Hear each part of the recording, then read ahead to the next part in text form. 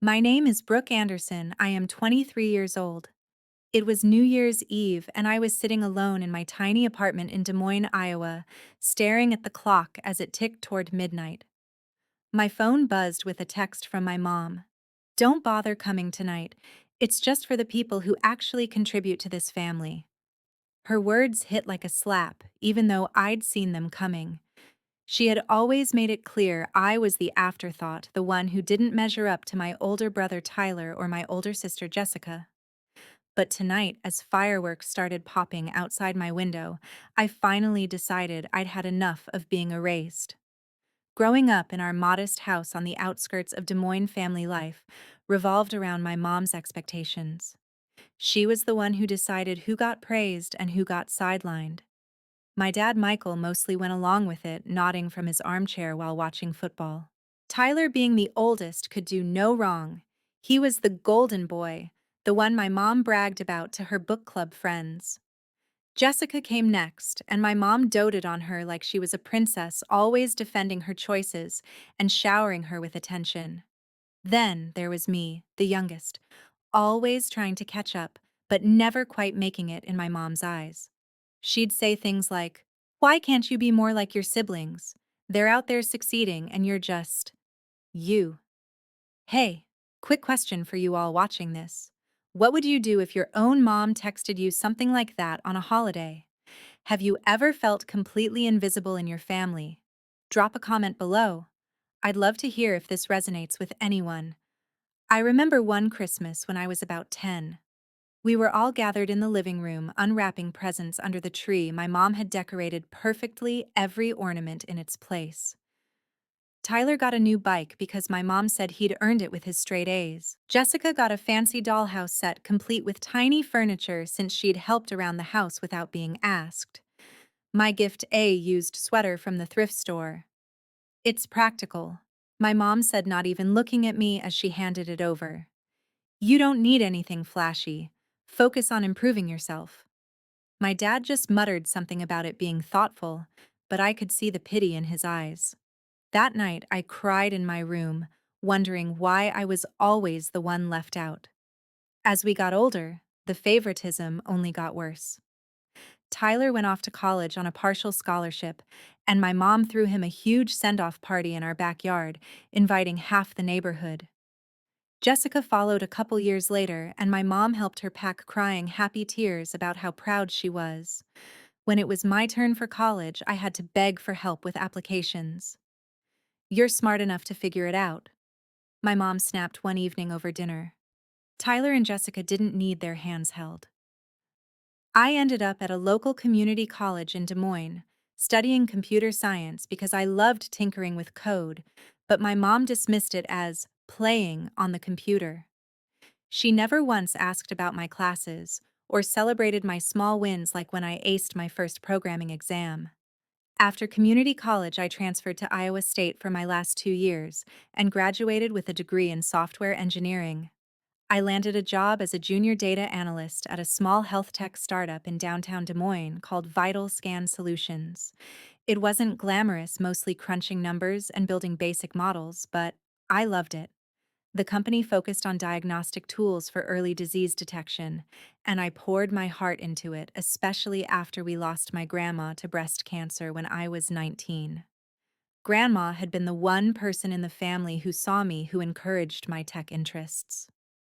"You've got a sharp mind, Brooke," she'd say, handing me her old laptop to fiddle with. Her death hit me hard, and it fueled my work. My mom, though, she barely acknowledged the loss, telling me to stop dwelling while she fussed over Jessica, who was dealing with a breakup at the time. About a year into my job, I had a breakthrough. I'd been working late nights in my apartment using my own time to develop an AI algorithm that could analyze medical scans for early signs of cancer patterns that doctors might miss. It was inspired by what happened to Grandma. If something like this had existed, maybe we could have caught it sooner. The code finally clicked one stormy evening in March. I tested it on sample data, and it worked, flagging anomalies with 95% accuracy. I sat back on my couch staring at my laptop screen, feeling a rush I hadn't felt in years. This could change lives, I thought. This could be my legacy. In my excitement, I called my mom first. It was late around 11 at night, but I couldn't wait. Mom, I did it, I said when she picked up, my voice shaking. I created this algorithm at work. It's for detecting cancer early. It could save so many people. There was a pause, then she laughed, a short, dismissive sound. Brooke, honey, that's cute, but let's be real. You're just a junior analyst. Tyler's the one running things at the family business now. Why don't you share it with him? He could make something real out of it. The family business was a mid-sized diagnostics lab my dad had started years ago, now managed by Tyler after he took over as CEO.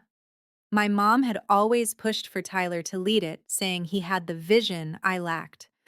Her words stung, but I brushed them off, thinking she just didn't understand. The next day, I met with Tyler at the lab's office in West Des Moines.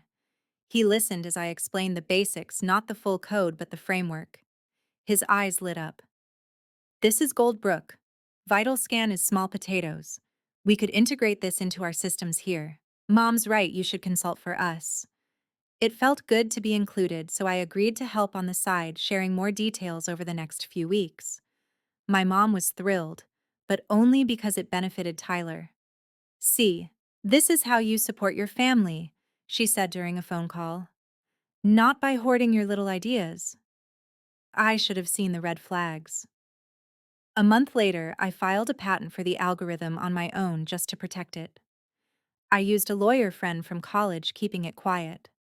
Dr. Elena Vargas, a professor I'd met at Iowa State, reviewed it and warned me, file first, family second. I've seen ideas get claimed by relatives who did nothing.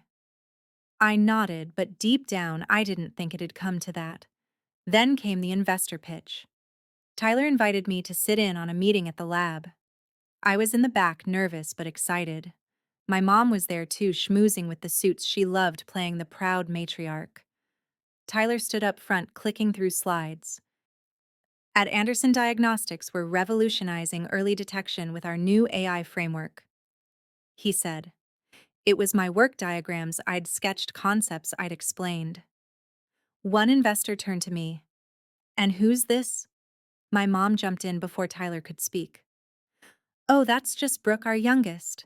She's been helping Tyler with some basic groundwork, but he's the one driving the innovation. Helping like? I was an intern. I felt my face burn, but I stayed quiet. Afterward, my mom pulled me aside in the hallway.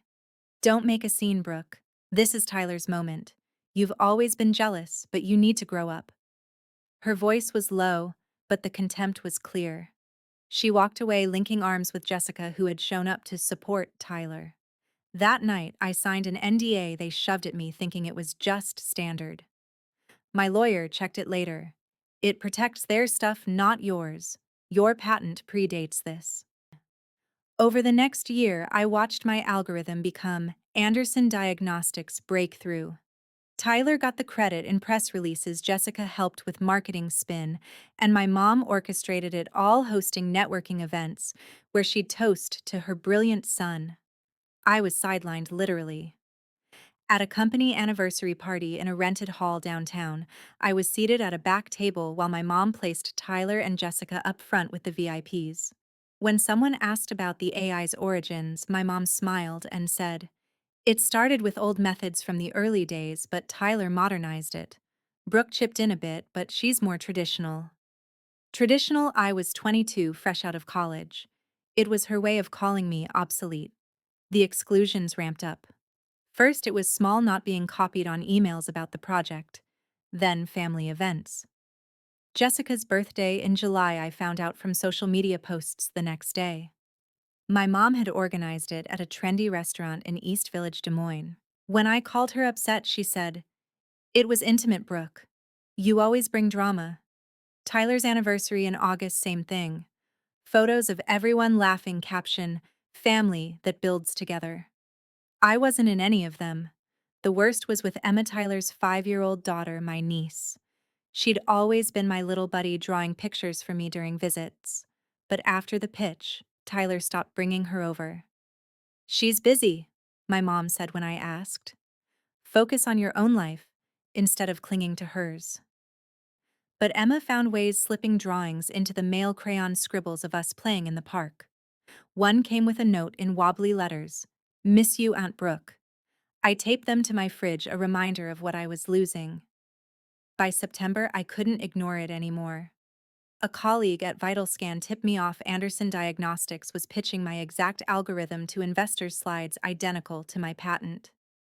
I confronted my mom over coffee at her house. "Mom, that's my work. I patented it." She set down, her mug eyes narrowing. "Your work? You developed it while consulting for us, Brooke. It's family property. Stop being selfish. Tyler's saving the business your dad built." She stood up, signaling the conversation was over. "If you push this, you'll regret it.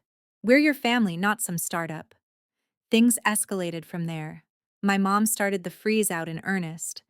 At a backyard barbecue in October, supposedly a casual family get-together, she cornered me by the grill.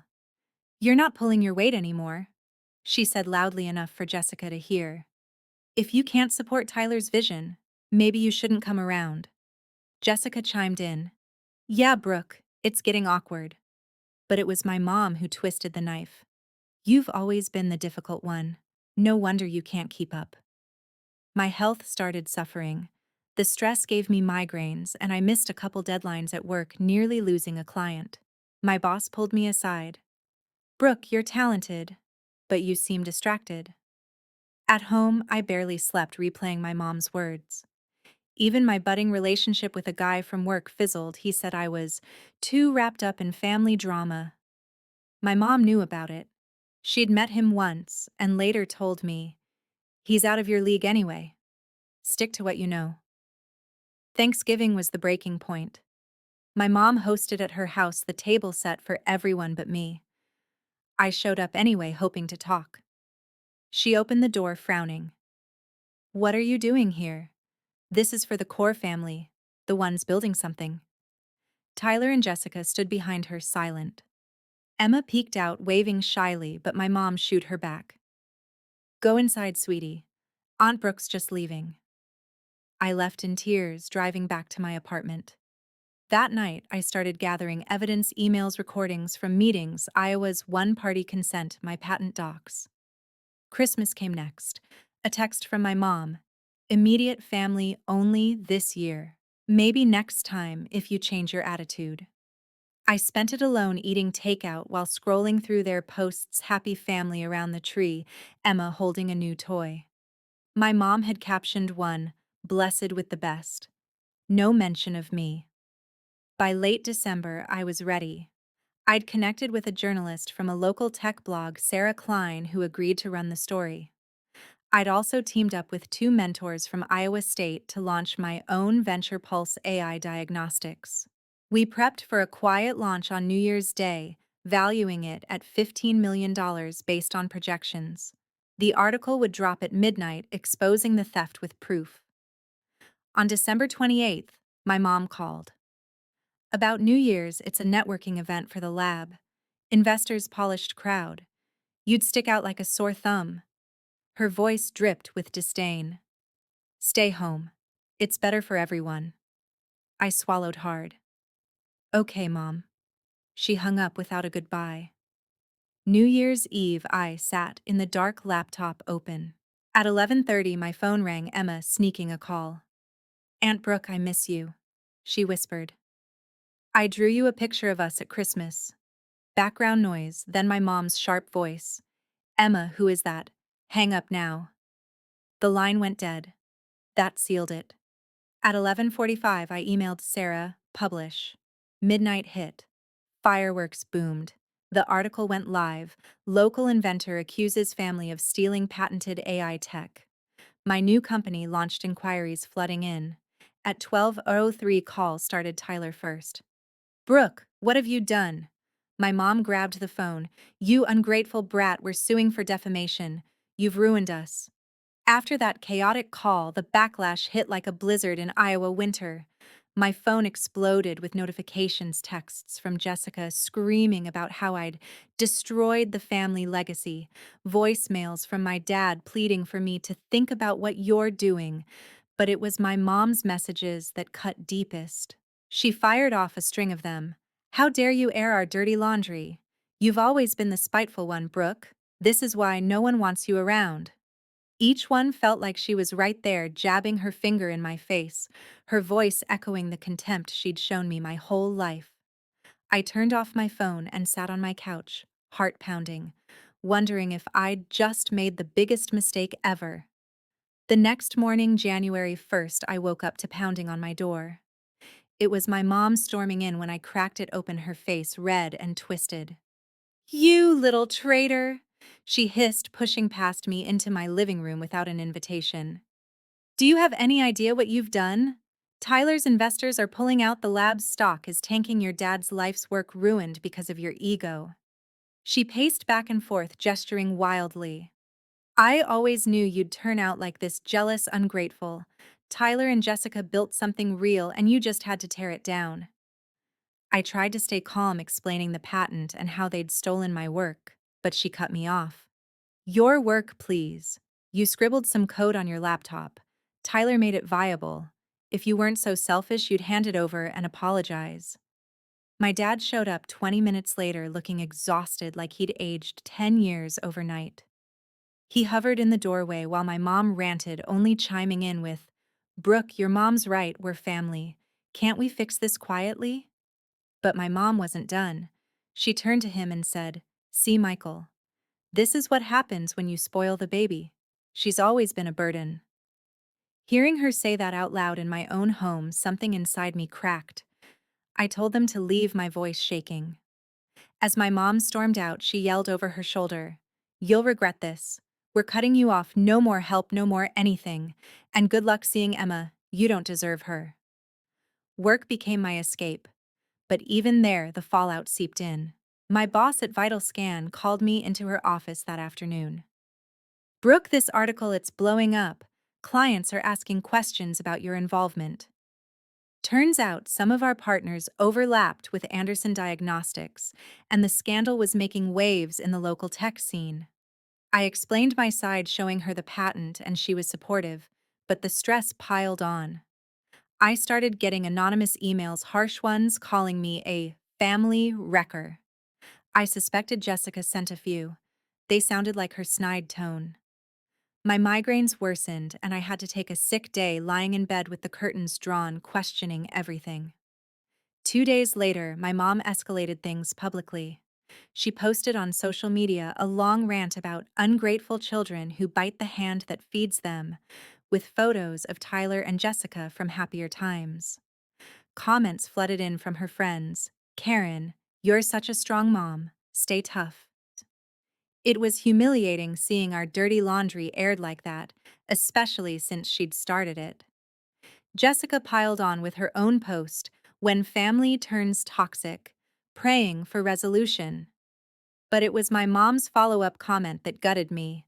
"Brooke has always been the problem child. We tried, but some people can't be helped." I cried reading it, feeling like that 10-year-old with the thrift store sweater all over again. Tyler called that evening, sounding desperate.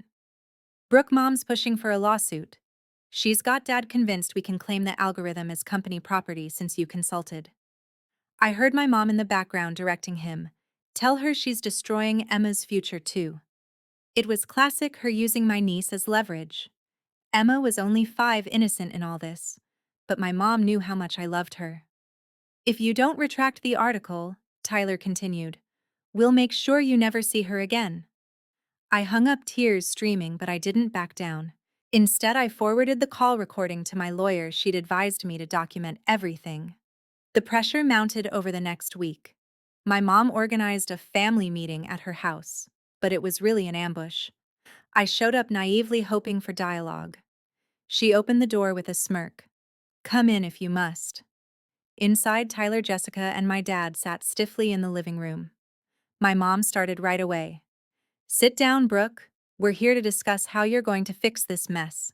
She laid out demands: hand over the full code, issue a public apology, and step back from my new company. "You've embarrassed us enough," she said, her eyes cold. "Tyler's lab is hemorrhaging money, $30,000 in lost contracts already. And Jessica's reputation?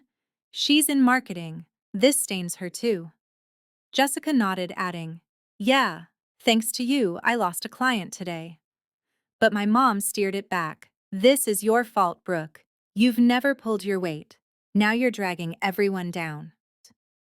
I tried to defend myself, pulling out printouts of emails where I'd shared only frameworks, not the patented core. Mom, you encouraged me to help Tyler, but then you all claimed it as yours. She laughed bitterly. Encouraged, I was trying to include you, give you a purpose. But you twisted it into this victim story. My dad shifted uncomfortably, but when I looked to him, my mom snapped, Don't drag your father into this. He's heartbroken over what you've done.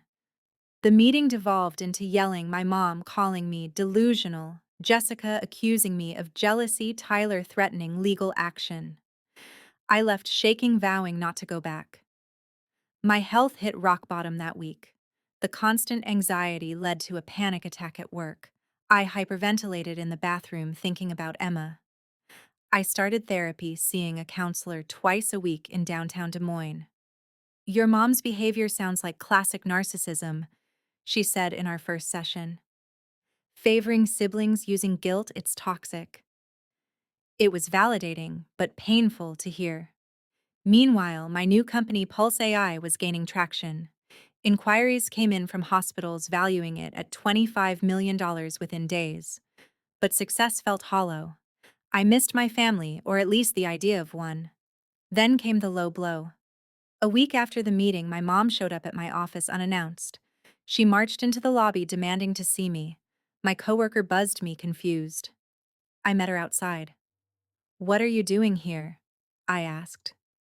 She thrust a stack of papers at me, legal documents. We're suing Brooke. For defamation, theft of trade secrets, the works. And since you're so fond of Emma, know this, Tyler's filing for full custody restrictions. You won't be allowed near her. Her voice was triumphant, like she'd won. You forced my hand. I never wanted a daughter like you, always complicating things. Those words echoed as she walked away, leaving me stunned on the sidewalk. The lawsuit threats ramped up the isolation. Friends distanced themselves, unsure whose side to take. My ex from work texted, Heard about the drama, sounds intense.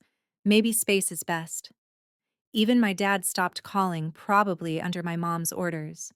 I spent evenings alone staring at Emma's drawings, wondering if I'd ever hear her laugh again. Pulse AI's launch event was coming up, a small gathering at a co-working space in Des Moines, but I dreaded it, knowing my family might sabotage. 2 weeks later, the real turning point hit. Sarah Klein, the journalist, called with an update. Brooke Anderson Diagnostics just held a press conference. Tyler tried to spin it as collaborative family innovation, but it backfired. I watched the clip online, Tyler stammering under questions about the patent dates. My mom stood beside him, glaring at reporters. When asked about me, she said, Our youngest has always struggled with reality. This is a sad attempt for attention. Worm. But a follow-up article dropped evidence I'd shared, emails proving the theft. Investors bailed, the lab lost a major partnership worth $50,000, and stocks plummeted. That night, my mom called furious. You've destroyed everything. Tyler's suspended. Jessica's job is at risk. Happy now. I finally snapped back. Mom, this is on you. You started this by stealing my work and erasing me. She hung up, but it was the first time I'd stood up to her directly. The next day, more consequences rolled in. The lab laid off staff, including people I'd known since childhood. Guilt hit hard. One former employee messaged Brooke, I get why you did it, but my family's hurting. It wasn't just victory, it was messy, real pain. As February dragged on, the pressure peaked. My mom rallied the extended family, turning aunts and uncles against me with stories of my betrayal. At a cousin's wedding in Ames, one of the few events I was still invited to, she cornered me during the reception. Look around, Brooke. This is what family looks like, people who support each other, not backstabbers like you. She said it loud enough for others to hear, humiliating me in front of relatives. Jessica smirked from across the room, and Tyler avoided my eyes. I left early, driving home in tears, realizing I couldn't keep pretending. That's when I made the decision I'd go no contact, at least for now. But before I could, Tyler texted, "We need to talk. Mom's pushing for a settlement, but I think there's more to this." I agreed to meet him alone at a coffee shop the next day, heart racing, wondering if this was a trap or a crack in the armor. My meeting with Tyler at the cozy coffee shop in the East Village neighborhood of Des Moines the next day started off tense. He sat across from me, stirring his black coffee, endlessly looking like he hadn't slept. "Brooke, I know Mom's been the one driving this," he admitted quietly, glancing around as if she might appear. "She pushed me to claim your algorithm said it was for the family's future. But I went along with it, and I'm sorry." It was the first crack I'd seen in him, but before I could respond, my phone buzzed, my mom calling. Tyler's eyes widened. "Don't answer," he whispered. But I did, putting it on speaker. "Brooke, where are you?" she demanded. "If you're meeting Tyler without me, you're making a mistake. This family doesn't operate without my input, especially not with you stirring trouble." Her voice boomed through the phone, laced with that familiar disdain, like I was still the kid who couldn't do anything right. "Mom, Tyler and I are talking." I said, my hands steady for once. "This is between us," she scoffed. "Between you? You're the one who started this war, Brooke. Always the entitled little sister thinking your invention is more important than what Tyler's built. If you don't drop this nonsense and hand over the code, I'll make sure every door in this town closes on you." Tyler shifted uncomfortably, mouthing, "Hang up." But her words ignited something in me. "No, Mom. You've humiliated me, stolen from me, and used Emma as a pawn. I'm done." There was a pause. Then her voice turned icy. "You're no daughter of mine. Expect papers tomorrow." She hung up and Tyler buried his face in his hands. That call was the spark I knew the final confrontation was coming. The lawsuit hit the next morning, delivered to my apartment door. My mom had filed it under the family business name, claiming my algorithm was developed during consultation and demanding I cease operations at Pulse AI.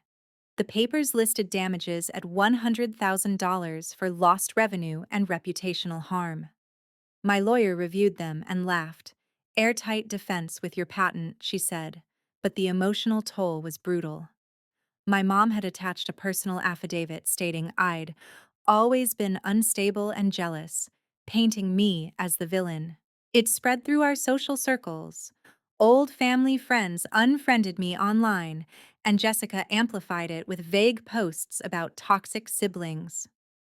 I pushed forward with Pulse AI's official launch event that weekend at a sleek venue in downtown Des Moines. Investors showed up, impressed by demos of the algorithm spotting early cancer markers in test scans. We secured our first partnership, a local hospital committing $20,000 for a pilot program. But midway through, my mom burst in, flanked by Tyler and Jessica. "This is fraud," she shouted, drawing stares from the crowd. "Brooke stole this from our family lab. She's always been the thief in sheep's clothing." Security approached, but she kept going.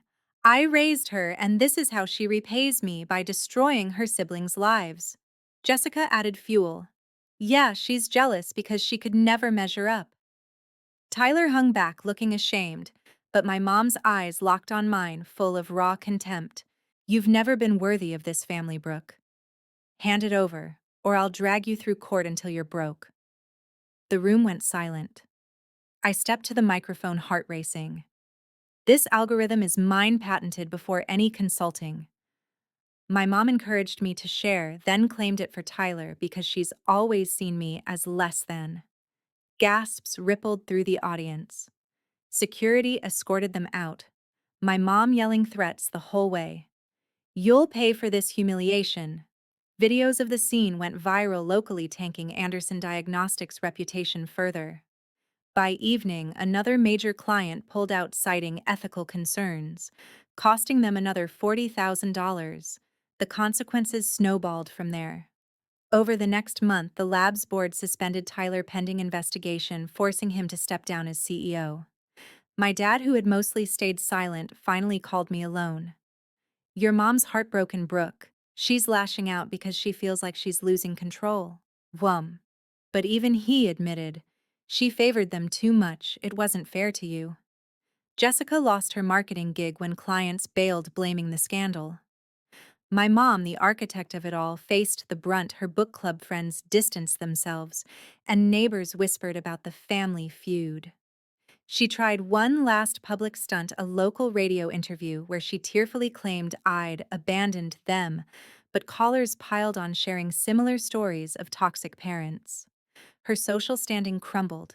She stopped hosting her usual gatherings, retreating into isolation. Financially, it hit hard. The lab downsized, selling equipment for pennies to cover debts. Total losses neared $200,000. My mom had to dip into savings she'd earmarked for Tyler's future. Something she blamed on me in bitter voicemails. You've left us destitute, Brooke. Happy now. But the real pain was Emma. My mom blocked my visits, using her as leverage until Tyler intervened. Mom's wrong, he told me privately. Emma asks about you every day. He arranged secret play dates, defying her. Therapy became my lifeline. In sessions, I unpacked years of feeling invisible. The thrift store gifts, the dismissed achievements, the constant comparisons. Your mom's dislike stemmed from her own insecurities, my therapist said. Choosing yourself isn't revenge, it's survival. Slowly, I built a new life. Pulse AI grew. We hired 10 staff, including a laid-off analyst from the old lab who thanked me for the opportunity. I started dating again, a kind guy from a networking event who saw my strength, not my scars. We took weekend trips to nearby lakes, laughing without the weight of family drama. Friends from work became my chosen family, hosting game nights where I felt truly seen. The final boundary came in March. My mom showed up at my apartment unannounced, looking smaller than I'd ever seen her. Brooke, we need to talk, she said, her voice lacking its usual bite. Inside, she admitted fragments. I pushed too hard for Tyler and Jessica because they reminded me of my successes. You were different, and I resented that. It wasn't a full apology, more a justification, but she asked for the lawsuit to drop. I can't keep fighting my own daughter. I looked her in the eyes. Mom, the damage is done. I'll drop it if you admit publicly what happened and stay out of my life until I'm ready. She balked, at first calling it humiliating, but desperation won. A week later, she posted a statement online. I mishandled family matters and unfairly claimed Brooke's work. I take responsibility. It wasn't warm, but it closed the chapter. Tyler followed suit, resigning fully and starting over at an entry-level job in Omaha. He went to therapy too, and we rebuilt slowly, coffee chats without my mom. Jessica reached out sporadically, her pride cracked, but I kept distance. My dad visited alone, our talks tentative but healing. And Emma. We reconnected fully. Playdates turned to weekends at my place. Her drawings now of Aunt Brooke's big adventure. Looking back, I learned that family isn't about blood, it's about respect and boundaries. Love shouldn't come with conditions or contempt. I won't let my mom or anyone use or diminish me again. My life now is mine, thriving career, real friends, peace I never knew. If you're watching this and nodding along, what would you have done differently? Share your own My Mom stories in the comments. I'd love to hear how you set your boundaries.